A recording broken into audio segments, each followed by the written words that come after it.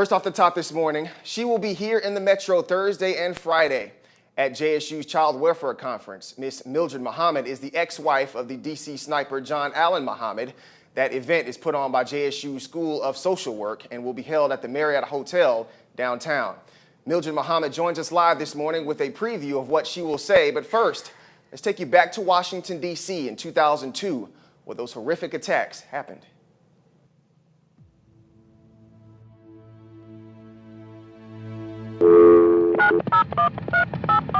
The following recording is Montgomery County Emergency Communications. October 3rd, 2002. Yeah, we need an ambulance at the corner of Knowles in Connecticut. It's the reign of terror America will never forget. 23 days of a twisted plot, a twisted fate of hate that left well over 10 people dead. The killing started February 16, 2002. Ex-military soldier John Allen Muhammad and his accomplice Lee Boyd Malvo made their way by car from the West Coast all the way to the Washington, D.C. metro area, where his wife Mildred Muhammad and their 3 children were living. Muhammad was on a self-made mission: revenge. He wanted his ex-wife dead, and he wanted custody of all 3 of their children. And so he and Malvo came up with a sick plan to kill random people for no reason at all, other than to disguise the real target, his wife.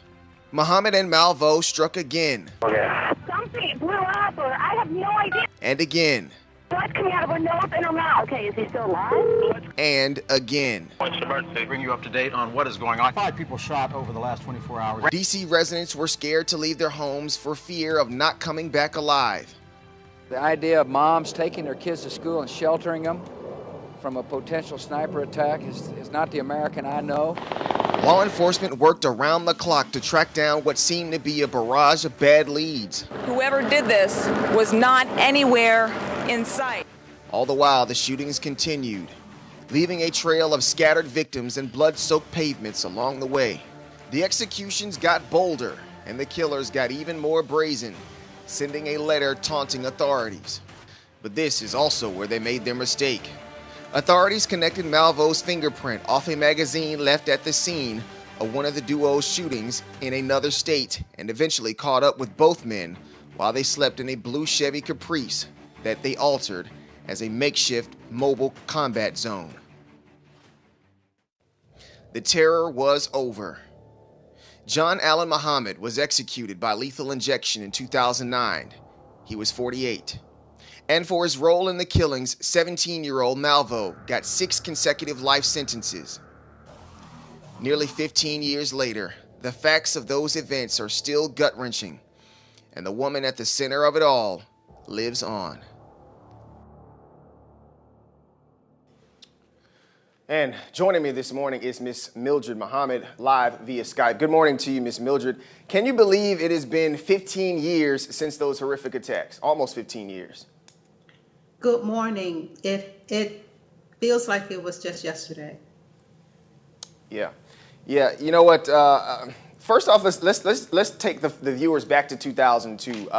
You were with your children trying to escape what seemed to be a monstrous madman, and then also trying to get away from the DC sniper at that time, who was randomly killing people. But at that time, you didn't know it was the same person.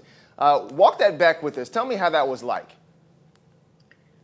Well, I had just gotten my children back from being taken by him into Antigua. I had to go to an emergency custody hearing in September of 2001, where the judge awarded me full custody of our children, and Washington State had just passed a law stating that if you are a victim of domestic violence, then you can leave the state without being charged with kidnapping, and you don't have to let your abuser know where you are going. So we came to Maryland, where my sister lives, and I went into hiding. So fast forward to the shootings. When they started, they told us to look for 2 Caucasians in a white box truck, which is what we did. But I was also looking for John because I had not connected the 2. But once ATF knocked on my door, October the 23rd, they stated that the theory was he was killing innocent people to cover up my murder so that he could come in and get custody of our children. Yeah. Wow. You know what? Since that time, nearly 15 years ago, have you received backlash? How is it when you go out in public, when you go out to the grocery store? Do people recognize you? And if they do, what do they say to you? They do recognize me. They want to give me a hug. They thank me for being strong and speaking out to help countless women who find themselves to be victims of domestic violence without physical scars, because that is my area. I didn't have physical scars to prove that I was a victim, and it was difficult to get other people to believe me, especially those who knew John and they liked him very well. They just could not comprehend that he would be an abuser. Yeah. But I would say this to those who know victims of domestic violence: if they come to you for help and you automatically say something to the effect of, I don't think that he or she would do anything like that, maybe you just didn't comprehend or understand what they were saying to them. You have automatically taken the side of the abuser, and they will never come to you for help again. Wow, strong words there. Give us a sense of when you saw John actually changing. You all met, I think, when you were 23 years old. It was a youthful type of a love, but then he went off into the military. From that time until the time of his death, that you can remember, when did you actually see him start changing his personality? He started changing when he came back from Desert Storm. He wasn't the same person. Before, he was jovial, the life of the party. Everybody wanted to be around him. However, when he came back, he was distant. He didn't want anybody to know what was going on in his head. He was diagnosed with PTSD. He was not debriefed. And so he was not the same person that came back. But that happens a lot to soldiers, to people who go to a war zone, and then when they come back, they're not the same. Yeah. Give us a sense of your feelings. Was there ever a point when you lost complete love for John? And if that was so, when did that happen? I lost complete love for John, and I completely emotionally detached from him when he said, "You have become my enemy, and as my enemy, I will kill you." I severed all emotional ties with him at that point, because then, had I not done that, I would have been concerned about what he thought of me when I needed to get away from him. As long as a victim is emotionally attached to her abuser, it is difficult for her or him to move away from that person for fear that they may hurt them or cause them to feel badly about leaving. I had to. If I didn't, I wouldn't be having this interview with you right now, because John was going to kill me, and it was going to be a headshot. It's just a point of I couldn't get anybody to believe me. Wow. And talk about the kids right now. Do you think John actually loved your kids? Absolutely. He loved them very much. It was just a point that he used them as pawns to try to get me to come back to him. His love for them was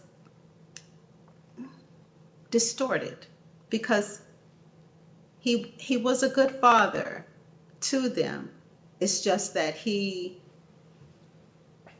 hurt them emotionally in ways that I will never understand. Mm-hmm. But I was able to get them the help that they needed at one point, but I had to go to the library, get a book on counseling, and learn how to counsel them myself, because there were many counselors in this area that were looking to become famous because of this issue. Right. And I could not allow my children to be re-injured emotionally by someone's efforts or determination to be famous. Yeah. How are your kids now? How old are they now, and how do they see the situation? My son is 27. He's an assistant manager at Hellberg's Diamonds. My daughters are 23 and 24. They both sing classical music in 8 different languages. They see this situation as, this is their dad. He did an unspeakable act. They do not condone, nor do I, what he did. They do understand that their dad was going to kill me, and that they are happy he did not carry that out, or was not able to carry that out. But he's their dad. He's their dad. How would any child feel about their father? I never spoke badly to them about their dad. I did not then, nor do I now. He's their dad. It's separate emotions for them. I'm his ex-wife. He's their father. Two different scenarios. Yeah. And as we start to wrap up here, give us a sense of what you're going to be talking about as a part of this child welfare conference when you're here in town the next few days. First off, let me take you back to the execution. Your children were actually waiting on John to say something to them before he was executed, and he did not. Has that played a role in their life? No, because when it occurred, I contacted his attorney because they wanted to talk to him. It would be their last time. We waited by the phone for a call that did not come. I helped them to process that information so that they could be emotionally balanced adults. The attorney said the reason he did not make the call was because they would have asked him the question, why? And because he had been prepping himself for the execution, then he would have unraveled emotionally and would not have been able to take the strong stance that he did when he was executed. Yeah. And finally, as we wrap up here, give us a sense of what you're going to be talking about again once you get here to Jackson. What is it that you want Jacksonians to know about child welfare as it relates to families and broken homes? Well, I will be sharing my story. I will also be speaking about my children and how they handled the situation. Child welfare, it is in the best interest of the child for both parents to be in their life, but there has to be a line drawn when it starts to become abusive for them.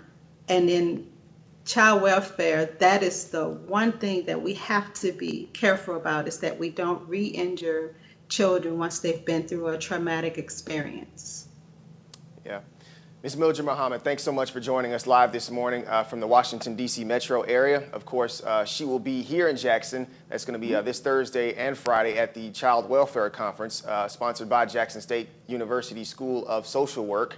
She's going to be speaking on Friday at the luncheon there, and we welcome her to the Jackson, Mississippi area.